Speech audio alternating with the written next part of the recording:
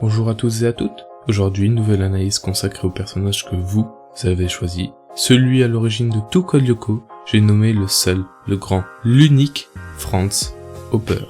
Comme toujours, cette analyse n'est que mon avis. Je ne prétends pas avoir raison, vous avez le droit de ne pas être d'accord, mais aucun besoin d'être agressif en commentaire. Et encore plus sous cette vidéo, car beaucoup d'éléments du personnage sont encore très flous et inconnus, ce qui me poussera parfois à théoriser un peu pour développer mon analyse et présenter ma vision qui ne peut pas tous vous convenir. Et d'ailleurs, n'hésitez pas à écrire votre vision du personnage en commentaire et soyez bienveillants les uns envers les autres. Sur ce, nous pouvons commencer. Alors, Franz Hopper, personnage aussi important que mystérieux qui à chaque révélation le concernant lui et son histoire, est clairement une grande découverte pour les héros et spectateurs, mais aussi annonciatrice de grands bouleversements dans la série. En effet, cette dernière tourne clairement pendant la saison 2 et 3, exclusivement autour de ce personnage, dévoilant petit à petit son passé afin de mieux comprendre son histoire et ses erreurs, permettant enfin de pouvoir avancer vers la conclusion de la série et la fin de Xana en saison 4. En gros, apprendre de ses erreurs pour mieux avancer. Mais bien qu'il soit le plus grand mystère de la série et le personnage sur lequel absolument tout gravite, il n'en reste pas moins actif en jouant un rôle de protecteur, d'aide et d'élément perturbateur avec lequel tous les autres personnages, y compris Xana, doivent traiter.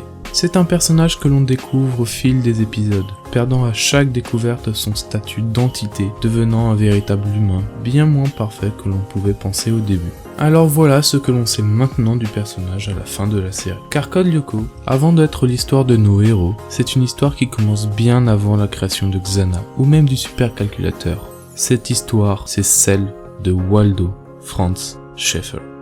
Un homme qui a osé se dresser contre les forts par principe, et qui en a subi les conséquences. C'est un homme d'une cinquantaine d'années, aux cheveux gris, jamais sans ses lunettes qui ne permettent pas de voir ses yeux, et sa blouse de scientifique. Il est présenté comme quelqu'un de très humaniste, bon, sage, et est un grand scientifique de son époque. Un scientifique qui a été recruté pour travailler sur un projet, qu'il pensait être là pour aider l'humain, avant de malheureusement découvrir que le projet sur lequel il travaillait n'avait qu'un but militaire. Cette découverte fut alors la toute première fracture de son monde qui se créa. En effet, le projet sur lequel il avait tant donné n'avait qu'un seul et unique but, celui d'intercepter et de couper les communications ennemies. En découvrant cela, il a décidé alors de fuir ce projet, afin de ne plus jamais travailler dessus. Et en faisant cela, il s'est ainsi dressé contre les grands, ceux qui l'avaient manipulé. Mais en se dressant contre les puissants, il s'est alors exposé lui et les deux personnes qui constitueront sa famille, Antea Hopper et Aelita. Une famille qu'il se fera d'ailleurs lors de cette traque. Une traque qui, vous le savez tous, finira mal. Mais avant cela, Waldo rencontra Antea, avec qui il fuit pour se cacher aux États-Unis, où ils donnèrent naissance à leur fille Aelita. Puis ils partirent pour le Canada, loin dans les montagnes pour l'élever. Pendant un certain temps, il retrouva une vie normale. Il sentait qu'il pourrait enfin construire quelque chose et croire à nouveau en l'être humain. Mais il avait fait un choix. Il devait encore en assumer les conséquences. Ses problèmes sont alors à nouveau apparus, tels des fantômes du passé, pour lui reprendre ce qu'ils estimaient que Waldo ne méritait plus. À moins que quelque chose d'autre se cachait derrière Antea. Mais ça, ce ne sont que des suppositions. Dans tous les cas, ces douces illusions se sont encore envolées et son monde s'est encore fissuré et la traque a repris, l'emmenant vers un point de non-retour. En effet, la trahison qu'il a ressentie sur le projet Carthage, la perte de sa femme lors de cette chasse à l'homme, et cette sensation de ne plus pouvoir vivre normalement, d'avoir peur pour lui et sa fille, et de devoir toujours se déplacer, a continué d'ébrécher son monde et ses idéologies. Petit à petit, morceau après morceau, jusqu'à ce que le monde qu'il connaissait s'effondre. Mais malgré tout ça, il croyait toujours à un monde bon, un monde paisible, où la paix serait maîtresse, un monde qui ne serait pas celui-là. Mais les épreuves qu'il avait vécues l'ont changé, son point de vue et sa façon de penser s'étaient embrumés. Et en même temps que son nom Waldo Franz Schaeffer disparut, Franz Hopper naquit. Il a alors changé de nom, comme je l'ai dit, d'un point de vue pratique pour se cacher, mais aussi pour tirer un trait complet sur son ancienne vie et créer un nouveau départ. Un départ où il pourrait enfin agir et contre-attaquer. Puisque le monde qu'il voyait ne voulait plus de lui, alors il créa son monde, un monde paisible rien que pour lui et sa fille.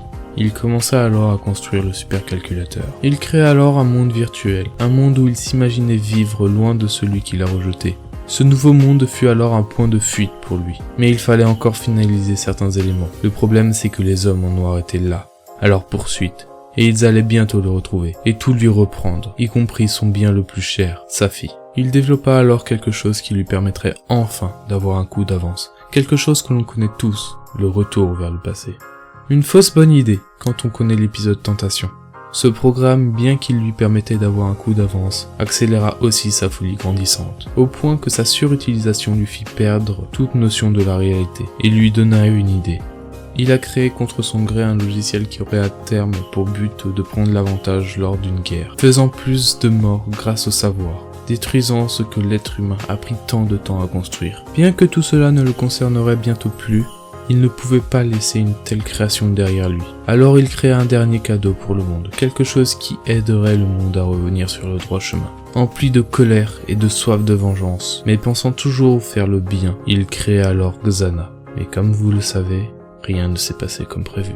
À travers les différents éléments découverts dans la série sur son passé, nous remarquons clairement un déclin du personnage, vers une folie et une obstination dans sa quête de vengeance, ce qui l'emmena inexorablement vers sa chute. Il passe alors d'entité salvatrice, là pour aider les héros, à un scientifique devenu fou, qui a commis l'impensable, pensant faire le bien. Et cela, les héros en feront les frais, tout le long de la série, mais pas que face à sa création la plus dangereuse Xana, mais face aussi à la Marabunta, au casque neuronal. Même le retour vers le passé sont de mauvaises idées qui mettent des bâtons dans les roues de nos héros. Et tous ces projets ont une origine commune. Franz Hopper. Au final, son changement de nom était l'événement de son changement de personnalité et de sa chute. Xana n'étant finalement que la matérialisation de la haine de Franz. Lui qui a toujours créé pour la vie, a finalement créé pour détruire. Et Xana est la personnification transmise à un virus de sa haine du monde, qui ne veut plus de lui, qu'il ne lui ressemble plus, et qui l'a rejeté. Xana est un logiciel multi-agent qui analyse et s'adapte à son environnement. Et la première chose qu'il a dû analyser, ce fut son créateur. Créateur empli de haine et de vengeance, ne voulant qu'une seule et unique chose, détruire, détruire et encore détruire. Franz insuffla le pire de l'être humain à Xana, qui s'en nourrit et se développa, prenant toutes ces informations comme l'unique vérité. Il est alors tout à fait normal pour lui de détruire le monde que son créateur déteste tant. En créant Xana pour arrêter le projet Carthage, Franz a commis une erreur. Il lui a donné un but aux antipodes de sa vision originelle. S'il avait créé Xana avec pour but de changer le projet Carthage pour ce qu'il voulait lui, tout se serait passé bien mieux. Mais embrumé par cette haine qui le rongeait, il n'a alors rien pu voir d'autre que la solution de tout détruire. Finalement, Xana est Franz Hopper, et il a une vision du monde bien loin de celle de Walter Schaeffer. Mais Franz s'en rendra compte bien trop tard pour pouvoir faire quoi que ce soit. Et comme toujours, les choix que l'on fait ont forcément des conséquences. Conséquences qui pour lui toucha de plein fouet sa fille Aelita, se retrouvant au beau milieu de tous ses problèmes. Chassée dès sa naissance, elle a perdu sa mère, elle a été forcée de déménager régulièrement ou de rester à la maison sans rencontrer d'autres enfants de son âge. Puis elle fut enfermée pendant des années dans un monde virtuel, pour au final se réveiller sans souvenir de sa vie passée, obligée de détruire une créature maléfique qui est liée à elle. Non, vraiment, il aurait pu rêver bien mieux pour elle. Pourtant, il ne voulait que la protéger, mais il ne l'a qu'exposée encore plus. Aelita est clairement la preuve que Franz n'a jamais été vraiment le méchant de l'histoire, comme je le décris depuis tout à l'heure. Seule sa pensée embrumée par la colère et les mauvais choix qu'il a faits l'ont réellement mis à ce poste de méchant de l'histoire. Et ce n'est que quand tout ce qu'il pensait juste s'est détruit devant lui qu'il a fini par toucher le fond. Mais une fois que l'on touche le fond, la seule chose à faire, c'est de remonter. Il a alors fait le choix de donner tout l'espoir qu'il avait dans sa fille. Et il a fait le choix de donner un peu de sursis à l'humain, pour pouvoir tomber sur quelqu'un qui pourra, enfin, avec sa fille, effacer ses erreurs. Et ce quelqu'un fut Jérémie. Spectateur forcé dans la saison 1, en saison 2, il pourra enfin agir pour réparer ses erreurs. On est dans Jérémie tel une sorte de maître. Que ce soit indirectement avec les différents éléments disséminés un peu partout pour l'aider, ou directement en intervenant pour sauver nos héros, en réglant les erreurs de Jérémie. Alors certes, certaines fois ces interventions peuvent être contre-productives, mais il fera tout pour aider Jérémie et les autres, afin de se racheter, croyant à la nouvelle génération, apprenant des erreurs de l'ancienne. Un parallèle sur le personnage se fait alors pendant toute la série. À chaque découverte sur lui, on nous donne une image de lui très sombre, pouvant être très dangereux, le représentant presque comme l'origine du mal. Mais à chaque fois qu'il intervient directement, il aide de façon considérable nos héros, ne nous permettant pas de le voir en tant qu'ennemi. un parallèle le rendant extrêmement intéressant, créant une incertitude sur sa fiabilité. Finalement, se prenant pour un dieu, il s'est vite fait rattraper par la réalité. Tout d'abord, les hommes sont revenus pour lui et sa fille, créant la fin définitive de son premier monde. Puis l'être qu'il avait créé pour se venger a pris le contrôle de son nouveau monde, le forçant à éteindre le supercalculateur avec sa fille dedans. Et devant maintenant donner son espoir à quelque chose qu'il avait perdu de vue depuis tant de temps. En donnant le moyen de combattre Xana à sa fille, il mit tous ses espoirs en l'humanité. Cette même humanité qui l'avait rejeté. Cet acte le mena petit à petit vers le chemin de la rédemption. Son sacrifice pour détruire Xana apparaissant comme une délivrance pour nos héros, comme pour lui. Car finalement Franz Hopper était Xana, et pour en tuer un, il fallait tuer l'autre. Et voilà, j'espère que cette vidéo vous aura plu. Sur un personnage qui nous cache encore bon nombre d'histoires et de secrets, qui peut-être ne seront d'ailleurs jamais dévoilés.